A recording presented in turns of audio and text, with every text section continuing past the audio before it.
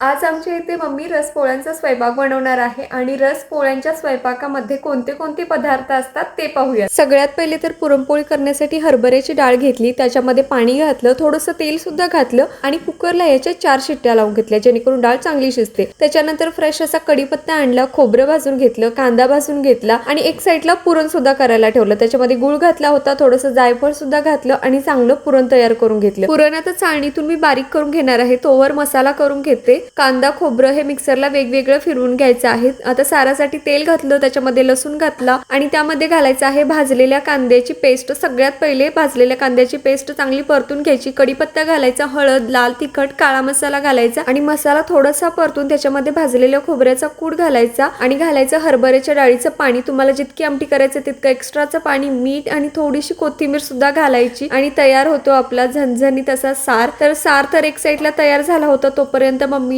गव्हाचं पीठ मळून घेतलं होतं आणि त्याची छान अशी पारी तयार करून घेतली। त्याच्यामध्ये पुरणाचा जो गोळा आहे तो घातला आणि त्याला छान मोदक ज्या प्रमाणे आपण भरतो त्याचप्रमाणे आतमध्ये घालून त्याला पॅक केलं। मम्मीच्या हातच्या पुरणपोळ्या कधीच फिसकत नाहीत, मम्मी परफेक्ट पुरणपोळ्या बनवते, त्यामुळे आम्हाला बाहेरच्या पुरणपोळ्या खायला आवडत नाहीत, मम्मीच्याच हातच्या आवडतात। मम्मीने छान असं पुरणपोळी लाटून घेतली आणि त्यानंतर तव्यावरती टाकली। तवा छान गरम झाला होता आणि पोळी थोडीशी फुगली की हाताने त्याला हळूवारपणे पलटायचं आणि मग त्याच्यावरती तेल किंवा तूप लावून छान अशी पोळी तयार करायची। तर इतकी सुंदर टम फुगली होती पोळी आणि खायला सुद्धा खरंच टेस्टी झाली होती। त्याच्यामुळे तुम्ही सुद्धा नक्की एकदा पुरणपोळी ट्राय करा। आणि छान पुरणपोळी भाजली आणि त्याच्यानंतर थंड झाली की त्याला पलटून ठेवायचं। मम्मी पोळ्या बनवत होती तोवर मी रस बनवायला घेतला आणि छान असे आंबे आणले होते।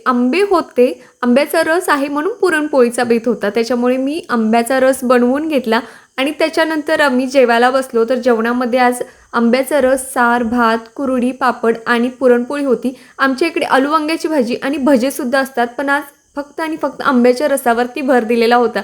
तर तुम्हाला आजचा व्हिडिओ कसा वाटला हे मला कमेंटमध्ये नक्की सांगा आणि चॅनलला लाईक, शेअर, सबस्क्राईब करायला विसरू नका।